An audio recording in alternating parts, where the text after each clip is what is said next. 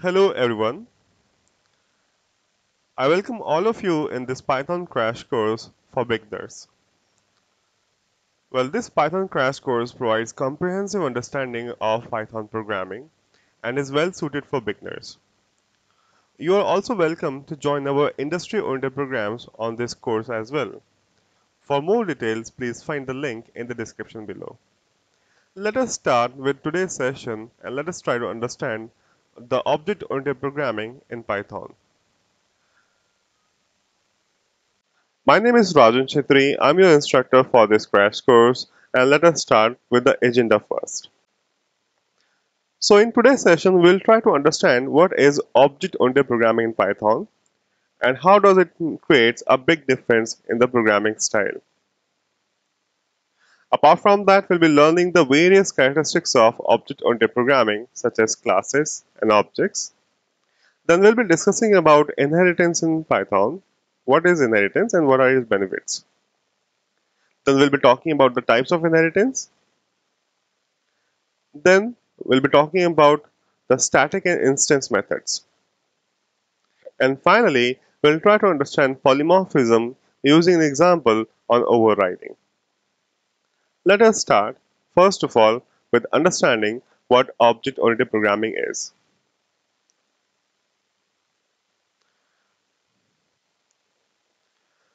Python is a multi-paradigm programming language. It supports different programming approaches. One of the most popular approaches to solve a programming problem is by creating objects. This is known as object-oriented programming. The concept of object-oriented programming in Python focuses on creating reusable code. This concept is also known as don't repeat yourself. Let's put it another way. Object-oriented programming is an approach for modeling or concrete real-world things like cars, as well as the relation between things like companies and employees or students and teachers. OOP models real-world entities as software objects, which have some data associated with them and can perform certain functions. Let us try to understand object-oriented programming or real-world modeling using some examples here. In order to understand object-oriented programming, we must first of all understand that object-oriented programming is used to model the real-world entities. So in order to understand modeling real-world entities in object-oriented programming, let us take an example of real-world entities here. So let us take an example of a student here. Now, this entity called student must have some attributes associated with it or some data associated with it. And that can be, let's say, name, age, course. So these are called properties or attributes. Now, every student must have, or every entity must have some behaviors associated with it. Let's say study, all right, or let's say take exam. So these are some behaviors associated with the entities. Now here there must be some physical representation of this entity. So I'll just call it, let's say, Rahul. So here you can see that here, first of all, let us understand the real world entities here. So the real world entities are actually divided into two parts here. One is the category here. So one is the category which is used to understand the behavior of a particular physical representation. So here Rahul is a physical entity and student is a category to which Rahul belongs. Now anything which is physical or is tangible, and technically we call them objects. So how do we identify objects here? Objects are the real world physical entities. So anything which can come into your senses, right? So that is objects, such as example of Rahul. Now Any physical entity that exists in the real world must belong to a category. So here in this example, Rahul belongs to a category called student. Remember, categories are always logical. So here, category technically can be classified as class. Let me give you one more example of classes and objects, or the logical categories and their physical representations. Let us take an example of, let's say, car, and I'll call it, let's say, Swift XYZ101. So here in this example, car is a category and Swift is its physical representation. Now in this example, we must understand that the physical representation technically is called object, and the logical category technically is called as class. Now this must be very much clear to the learners that how do we differentiate between classes and objects. Now classes and objects are the technical terms that we use in programming for representing the real world entities. So as a conclusion or as a summary, the real world entities are divided into two parts for the general understanding. One is the categories, which are the logical parts along with some properties and behaviors, and the second is the physical representation, or any object which is physically representing them, such as Rahul is physically representing student, and let's say Swift is physically representing a car. So let us add the technical vocabulary here, and that is objects and the classes. Objects and the classes are the characteristics of object-oriented programming. These are the keywords or the vocabularies which help us in modeling these categories and physical representations in programming. Now, as you can see here, like object-oriented programming is a bottom-up approach. Now, what does it mean? It means that first of all, we define a class. First of all, we define a class. We define some functions and attributes, and then we create objects and we use them. All right. So when the code executes, it doesn't execute from the top to bottom. So the definition is given first for the particular entity. The definition includes the attributes of the entity or the behavior of the entity, and later at the bottom we create objects and use those members or properties. So that is why it is called bottom up approach. The program is divided into objects. That is true. So we divide the program into various objects, such as objects of student, objects of, let's say, school, objects of, let's say, teachers, objects of, let's say, the non-teaching staff, let's say. So we divide the program into various sub-modules using objects. So this approach of object-oriented programming brings us more security in our code compared to the other programming paradigm, which is also called procedural. Procedural is the alternate or the previous programming paradigm that we used to use before OOP. So the concepts like encapsulation in object-oriented programming brings more security in our code. Objects can move freely within member functions. So this basically means that we can migrate one object from one module to another module easily. So inheritance is one of the characteristics of object-oriented programming that is supported here in Python as well. So in the upcoming slides, we'll be understanding what inheritance is. Now let us proceed further and let us try to understand objects in detail. So let us clear exactly what objects are. So as I told you earlier, objects are the physical instances, or you can say the physical representations of any entity in the real world. Objects are basically used to access the properties and the behavior of a function, of a class, sorry. A class is nothing but it is a new data type, or you can say it is an abstract data type which is used to define the behavior and the properties of a given entity. Let me give an example here one more time here of classes and objects. For understanding classes and objects, let us take an example of of a Tommy and dog example here. Let's talk this way. So let's say Tommy is a dog and Tommy barks. All right. So let's say this is an example. This is a real world entity here, a real world situation here, and we'll try to model this example into programming form or programming mode. All right. So how we do that basically? So as I told you earlier, a class is an abstract data type which is used to define the attributes and behavior of a particular entity. So here, first of all, the very first thing that we need to do here is we need to identify what is a class and what is an object in the given scenario. So in this example where I'm saying Tommy is a dog and Tommy barks, so here, first of all, we must understand the classes and objects here. All right.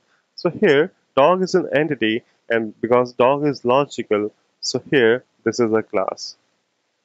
Now, Tommy is an entity which is representing physically a dog here.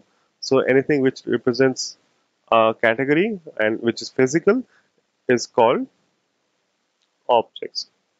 Just give me a moment. Object. Now, okay. So here, this is the name property of this object, which is let's say Tommy, and it says it barks. So barks is a behavior, right? It's a behavior. So I'll call it function, all right? So here you can see that here you in object-oriented programming, first of all, we need to identify the various sections or the characteristics or the scenarios, all right, in terms of what is that, right? So is that a class or is that an object or a property, that's a name or a function or a behavior, all right? So once we have identified that, so how can we model this behavior in programming? So let us look at this example in Python. So, in Python, OOP helps you real model the real world entities. So let us take an example here. So the class is dog. So you can see here, all right?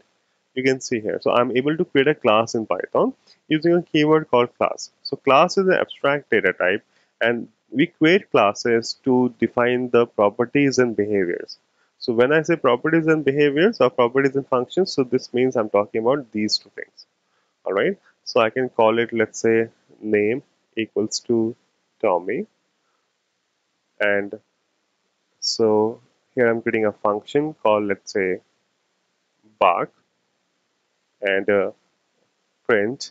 It says, let's say, woof woof. All right. Okay. So here in this example, you can see that I'm using a class here to basically represent the properties and functions or to contain the properties and functions, right? So you can call a class like a container which contains properties and functions. That's it, right? Or you can say that it defines the behavior of the object that we'll be creating for this particular class. Now here we need to understand that dog being the logical category, right? So dog is a logical part. So anything which is logical cannot use its properties and functions directly. That is the reason we need objects here, all right? So let us create an object here. So let's say t equals to dog. So here in this example, you can see, okay, this is the expression for creating objects in Python, all right? So I'll just call it creating object in Python. So this is an object here. The object name is t. It can be anything, all right? And this is the expression for creating object in Python. Now, why do we create objects here? We create objects to access the properties or functions which we have defined in the particular class. And that is dog here. So using t, I can access name and I can call the bark function. So let us try to do that. Print t dot name. So if I do this, I'll get Tommy as the output. All right. And if I call, let's say, t dot bark, so here I'm calling the function. So when you call this function, this function will be called and it will print woof woof. All right. So here you can see that in this example, a class which is being used as a container or as a data type for defining the properties and behavior. So a class cannot access its members and functions directly. That's the reason we need to create an object here. So this is the expression for creating objects in Python. Once we have created an object in Python, the next step is to access the properties or call the functions. All right. So here, this is an example of how we access the properties, and this is an example of how we call the functions. Let us try to understand the implementation of classes and objects using Python. So here in this example, we will try to understand how to implement classes and objects. So let us start with some demonstrations here. Okay. So classes and objects are the very first characteristics of object-oriented programming. To implement object-oriented programming, we must learn how to implement classes and objects and what classes and objects are. With that theory that we have done earlier, let us try to implement it practically here. So in the previous example, I gave an example of a dog here. So I'm going to implement the same example. So observe the syntax here and the keywords that I'm using for implementing the example.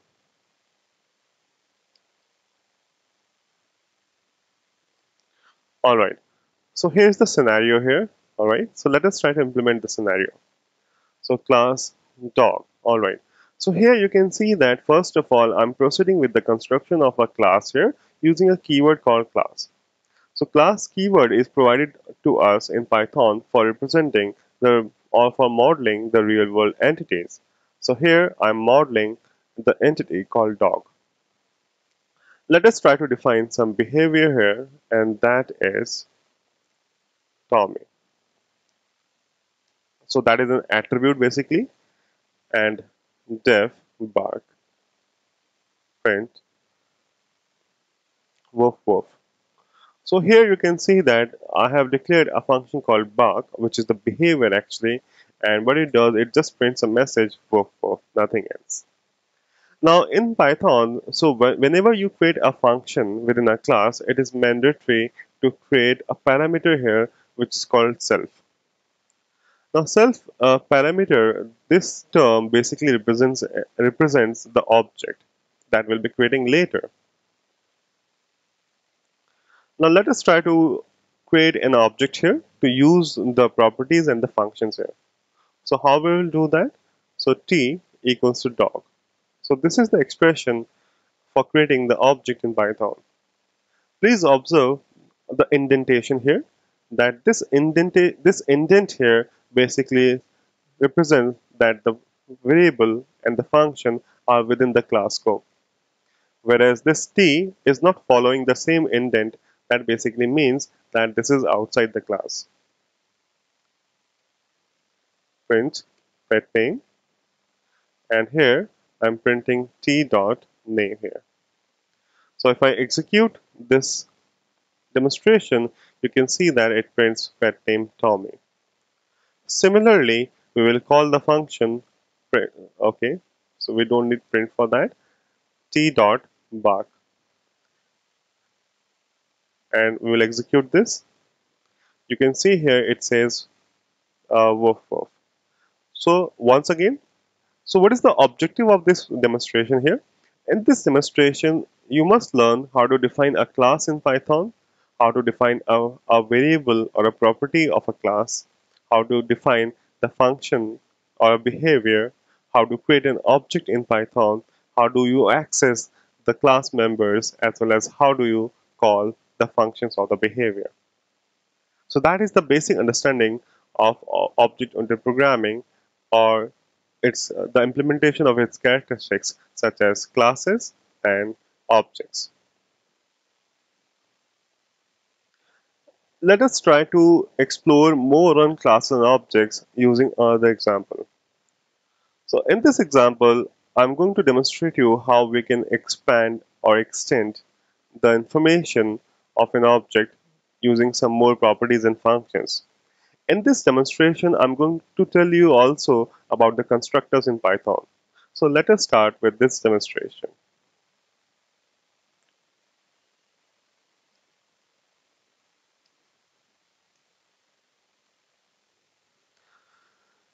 So here I'm creating a class called, let's say, bird.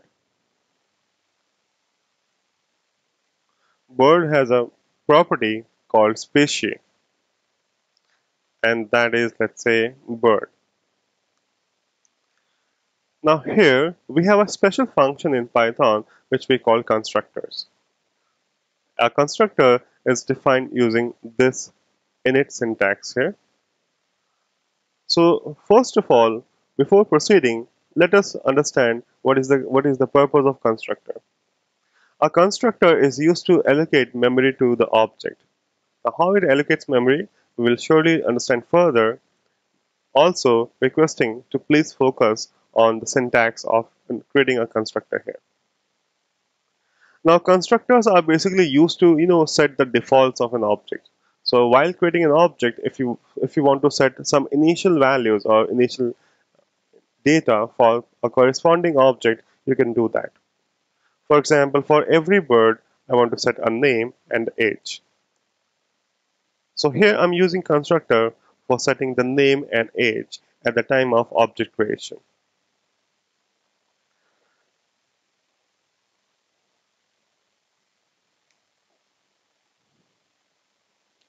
So self.name equals to name, self.age equals to age. Now what does this mean? This means that any data that I'll be passing here will be stored in this name variable. Now there is a difference here between this name and this name. So because I'm using this variable using the self keyword means this variable will be associated with the object, because here the self keyword or the self word here represents the object. So self dot represents the associativity of that variable or the object with the object of the bird class. Now the similar goes with the age variable here as well. Let us try to create an object here. So let's say I'll call it, okay. So I'll call it, let's say, b1 equals to bird. Name is, let's say, okay, so I'll call it, let's say,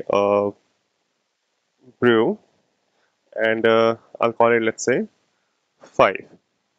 Similarly, b2 bird,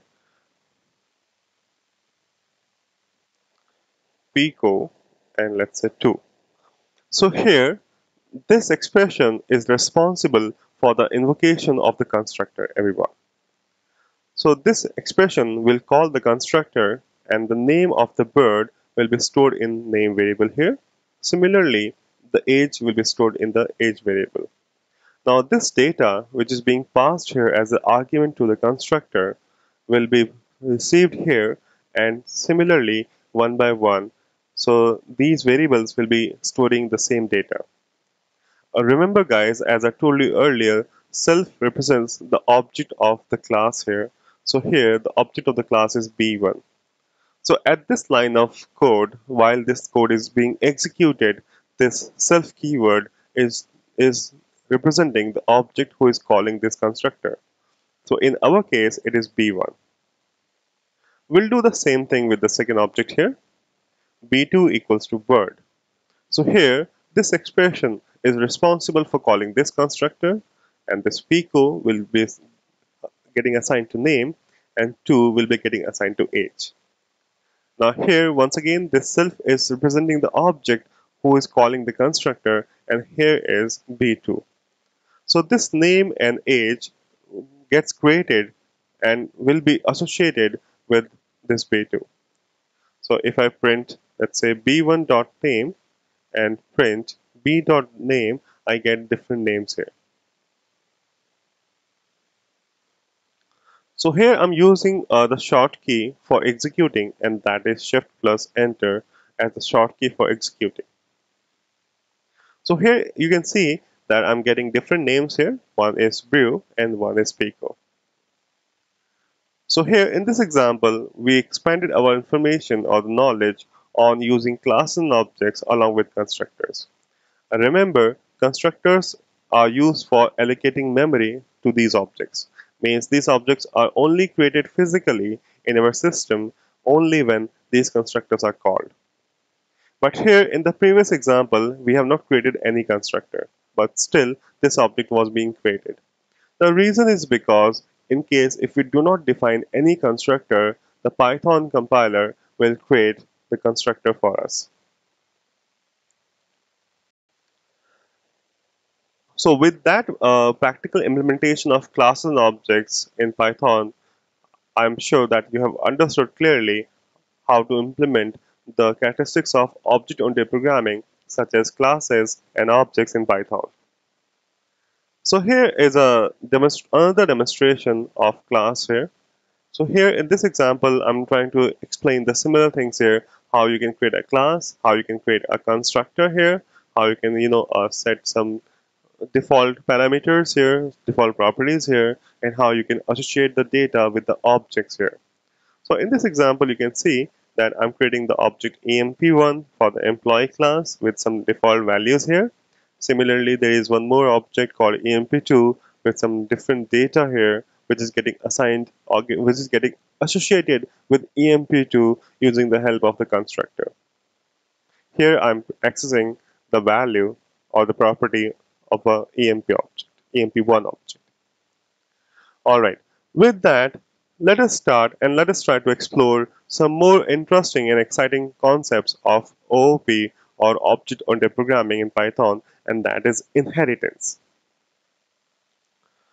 So you might be wondering what is inheritance. You must have heard of a popular dialogue from your relatives that you look exactly like your father or mother. Now, what does that mean?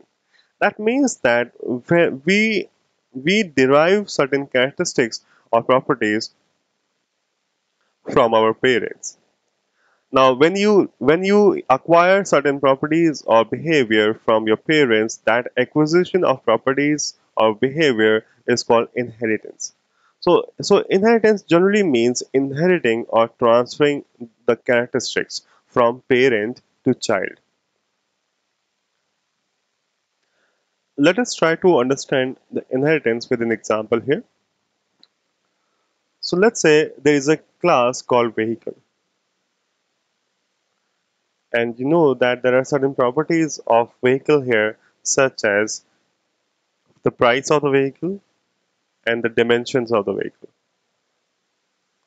And you can call, let's say, for every vehicle there will be a fuel type.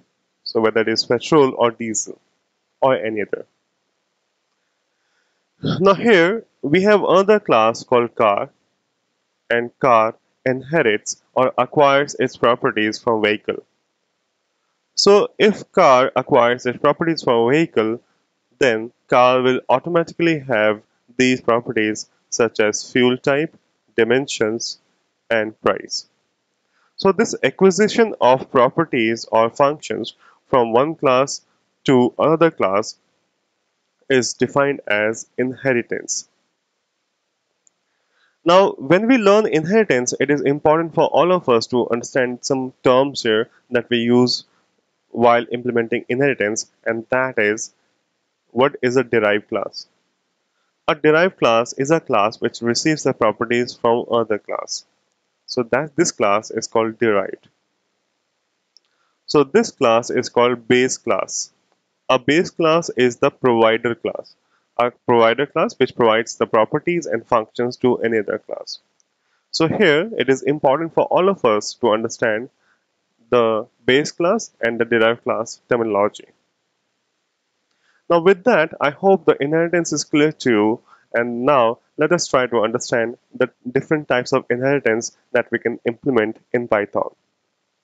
Now the very first type of inheritance in Python is single inheritance.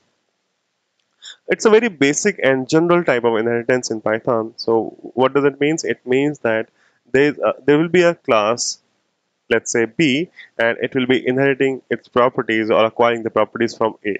So it's like one to one. Second is multi-level inheritance.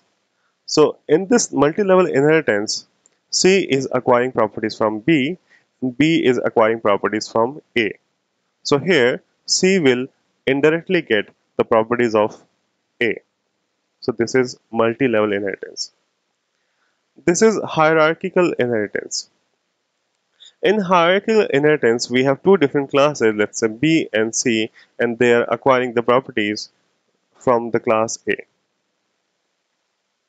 Then we have multiple inheritance. In case of multiple inheritance, a single class acquires the properties from multiple classes.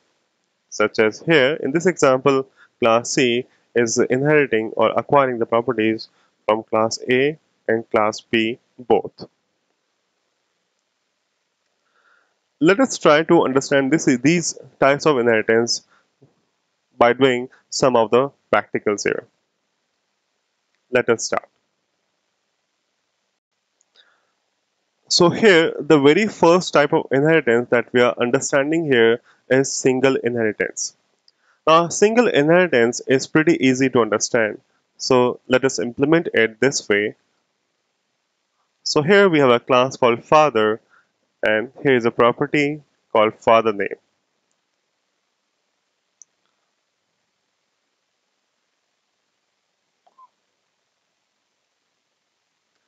Now here we have other class called son here, and this is the syntax of inheriting from any other class.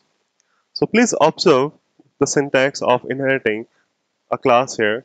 So here father is the base class and son is the derived class. So I'm just keeping the class empty here. So that's why I'm using a keyword called pass here. So let's say if I create an object of the son class, okay, and if I print Jerry's father, Jerry.father name. So here you can see that in this example, I'm able to access the property called father name using the object of the son class. Although here we can see that there is no variable or the property father name defined in the son class.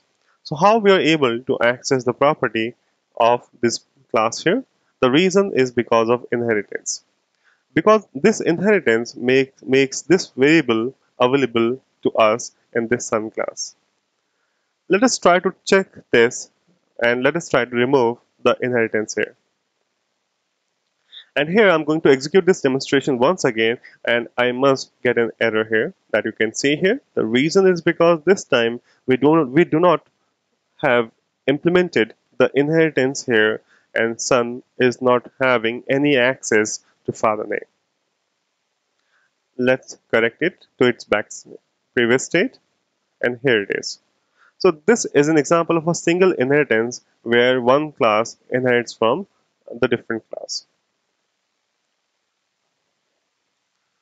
So this was single inheritance.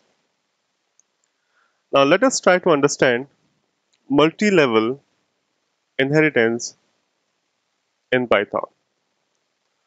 So in order to understand what is multi-level inheritance in Python, let us create one more class here called family. So there's a class here called family with a variable called origin, and let's say North America. Here you can see that father inherits from family. So let us try to understand the inheritance hierarchy here. So son inherits from father, father inherits from family, and here is the family class. Now family has a property called origin here, so this must be available in father. Now because I am inheriting father here, so this results in the acquisition of the origin variable from the family into the son as well. Let us try and let's test it whether we can access the origin from son. So we'll print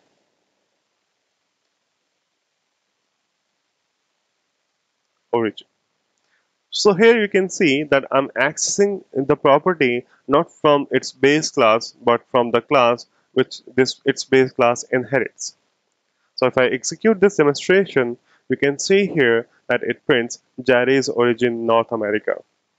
So here we must understand the implementation of inheritance here, where family is being inherited by father and father is being inherited by son, thereby resulting in the availability of the family in the derived class here. So this is called multi-level inheritance. Now let us try to understand one more type of inheritance here, and that is multiple inheritance. So in order to understand multiple inheritance in Python, let's create one more class here, and that will be mother. So here mother has got a variable called, let's say, mother name Susan. So here I have added one more class called mother. Now in order to implement multiple inheritance, a single class must inherit from multiple classes. So here in this case son will be inheriting from father and mother both.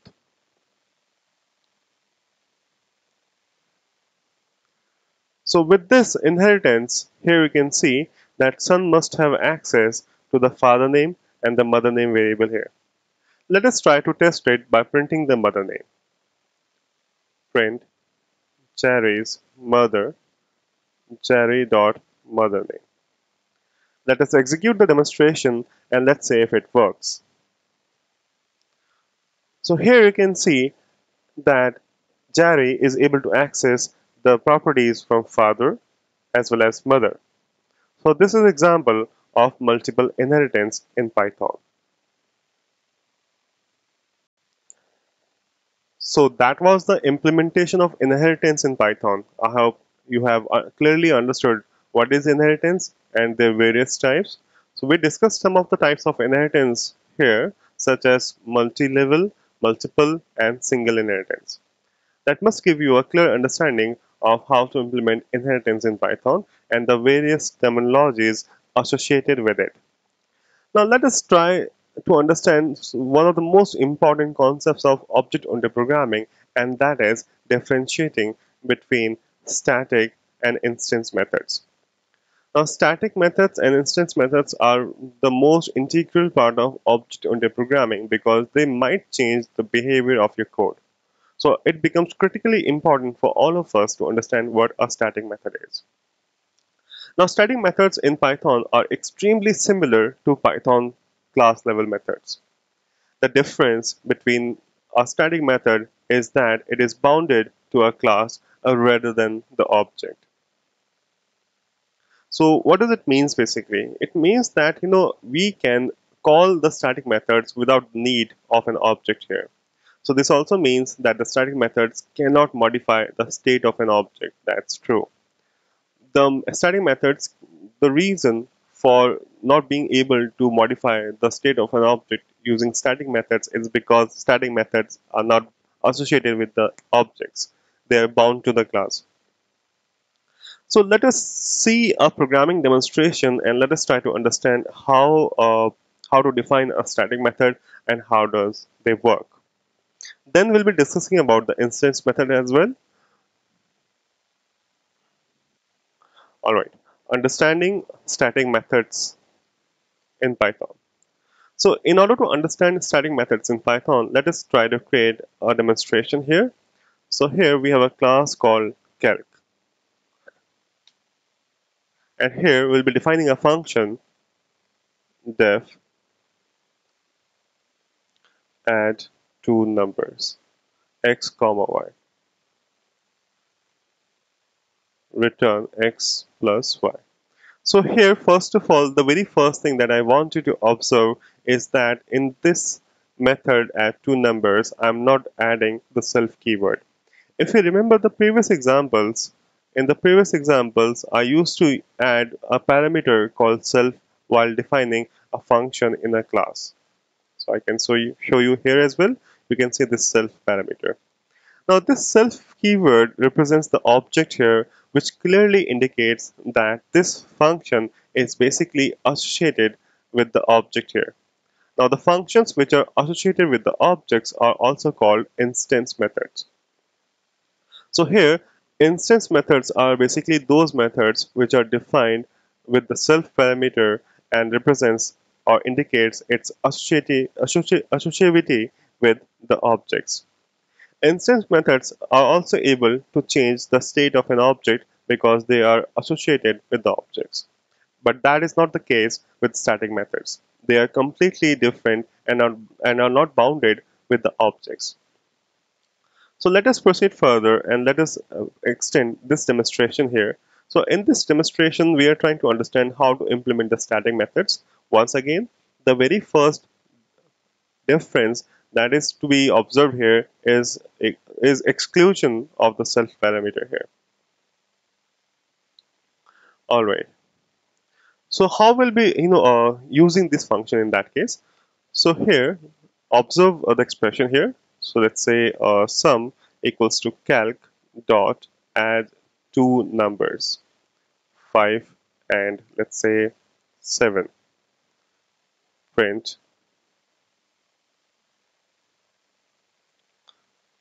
sum 1. So here in this example, if you observe that I have not created any object or instance of the class called calc, and without the need of the object or without creating the object here, I'm accessing the function using the class name. Now here, because this function is a static function or a static member, so that's the reason I can access this function using class name directly. So here I'm calling the add two numbers, which is here, passing 5 and 7 to the corresponding x and y variable here, which returns me the sum here, goes inside the sum 1 and it prints the sum. So this is a very basic understanding of how to define a static method in Python. Let us try to understand the different approach of implementing static methods in Python. So here I'm going to use an annotation here called @static method. So let us try to understand how to use this annotation for creating static methods in Python. We'll follow the same approach here.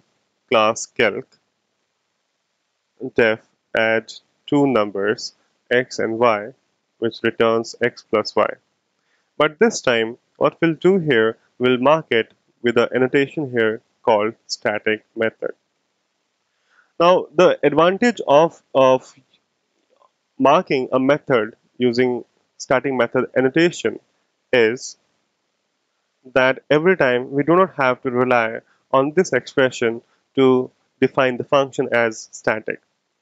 Now, but when we access a function using class name, that's only when the function will be treated as a static method in Python. But here, using this annotation, if we mark any function as a static method, then the compiler will be previously aware of the function behavior and its outcome. So here, the static method marks a function as a static at the compile time only instead of runtime. Now if we print it, we'll get the same output. So that was the other approach or other method of implementing static methods in Python. Now let us try to understand the instance methods here. For understanding instance methods, let us try to create an example here of student. Alright, so here we'll call a function called, let's say, set marks mark 1 mark 2 self dot total score equals to mark 1 plus mark 2 def get score self print total score comma self dot total score. So here you can see that in this example I'm using the self keyword here, which represents the object. Now this clearly shows that this object and the variables defined inside it are associated with the object, which can also modify the property of objects. So here there is one more instance function called getScore, and what it returns the total score here. So here if I say, let's say student and s1 dot set marks 10 and 20, s1 dot get score. So you can see here that it prints total score 30. Now what instance methods can do is instance methods can change the state of an object here. Now how instance method can change the state of an object is, okay, let us look at this example here to understand how the instance methods can change the state of an object. So def change score self dot total score equals to 100. Now here you can see that I'm able to modify the value of this variable from 30 to 100 here. Let us try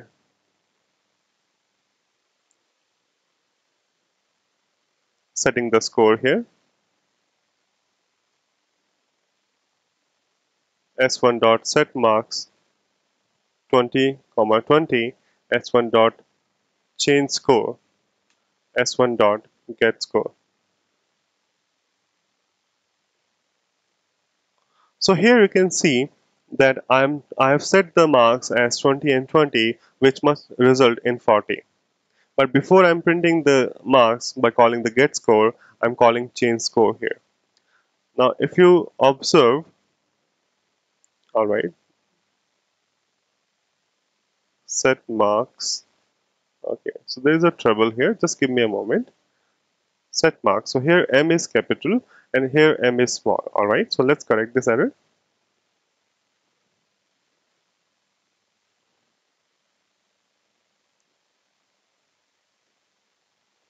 So here you can see that instead of getting 40, I'm getting 100 here.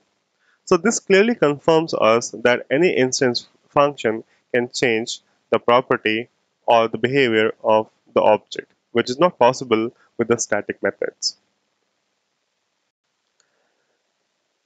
I hope that gives a clear understanding of what is the difference between static methods and the instance methods. With that, let us proceed further to the new exciting topic of Python, and that is polymorphism. So here, method overriding is an example of polymorphism here. So what is polymorphism first of all? Now polymorphism is a characteristics of OOP, which basically means that if any object can represent itself in different form, then it holds the capability or it shows the capability of polymorphism. In simple words, we can define polymorphism as many forms. So here, to define it in other words, we can say that if any object has a capability to represent itself in various forms, then we can say it has the capability of polymorphism. Polymorphism helps us in representing the various states of an object in different forms here. So to understand polymorphism clearly, let us try to understand what method overriding is. Now, in method overriding, basically what we do here, suppose we have a class called A and there is one more class called B. B inherits from A and there is a function here in A, let's say f1. We'll have the similar function in B because of inheritance, so it will also have f1 as the function by default. Now here, due to the inheritance, you will get the default functionality of f1. But if you change the behavior of this f1 in the derived class, then this is called overriding. Let me repeat myself. So here, suppose we have two classes A and B. A has got a function called f1. Now, due to the inheritance, this f1 will be available in B as well. By default, you will get the default implementation of this function, but if you decide it to change later, then this changing of behavior of the function in the derived class is called function overriding. Let us try to understand function overriding via a practical demonstration here.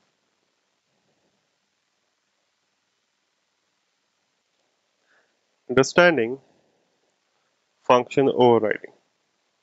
So in order to understand function overriding, let us take an example of a class here called father. Now here we are defining a function in this father class, and that is food habit.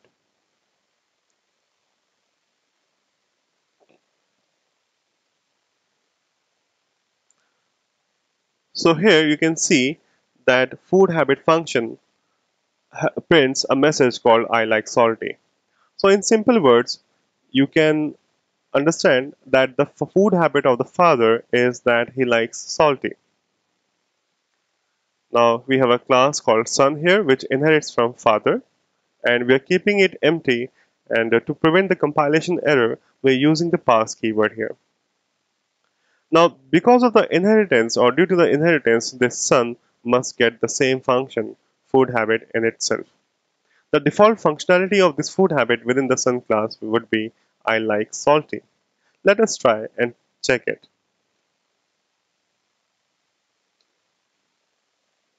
So I'll just call it Jerry.foodhabit. So if you look at the demonstration here, you can see that by default, the food habit of Jerry is same as his father, which is the default behavior, which is salty. But let's say the son decides to change this habit, and now we will implement this food habit with a different taste here, which is sweet. Now, if we redefine the function which we have received from the base class in derived class, so here you can see that I am redefining the function. So this redefinition of the function which is being provided here in the derived class, this implementation is called function overriding. Now function overriding, it's pretty easy to understand that what does function overriding means. It means that the function which was received from the parent or the base in the derived class is modified later. So this is function overriding. Now here, if you look at the output, it says that I like sweet. Now you need to remember two things here while implementing function overriding. One is that function overriding can only be implemented when inheritance is there. Without inheritance, function overriding is not cannot be implemented. Second is the access of the function at the base class must be same as derived class. Alright, so function overriding is an example of polymorphism. So as I explained you earlier, polymorphism basically means that many forms. So here the function food habit is existing in two different forms here. So here the very first version of food habit is salty, and the second version of food habit is sweet. So I hope that makes you clear about understanding what polymorphism is and what is method overriding. Alright, thank you everyone. So if you have liked the explanation of our subject, please like the video and hit the bell icon and subscribe to our channel. Thank you very much. Happy learning. To know more, follow and subscribe to upGrad.